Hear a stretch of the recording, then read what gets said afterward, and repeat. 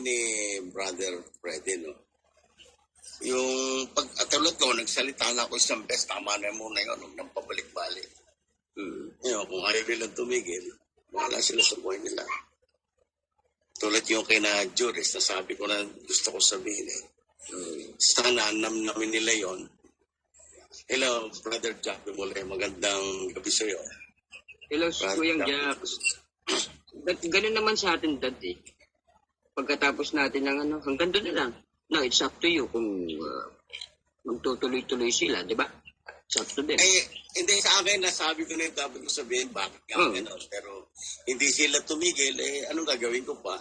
Hindi na ako may problema doon. Eh, sabi ko nga, anybody is against me, David Ilagan, harapin ako para we don't have to confront each other dito sa social media. Wala namang mangyayari.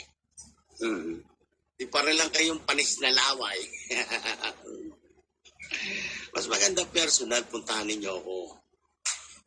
Murahin ninyo ako sa harapan ko. Di ba? Yun ang gusto kong laban, hindi dito sa social media.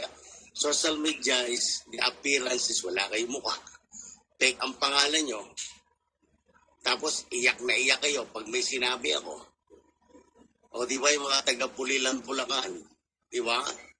O, huwag kayong magtago. Pag nagtatago kayo, wala, hanggang dyan lang kayo eh. Ako, ayoko na magsalita. Sandali lang, sorry to cut you off, Dave.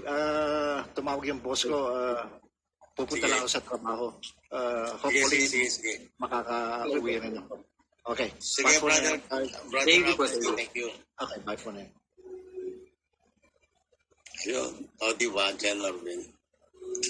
Ayan, dalawa na lang tayo. Ko, dalawa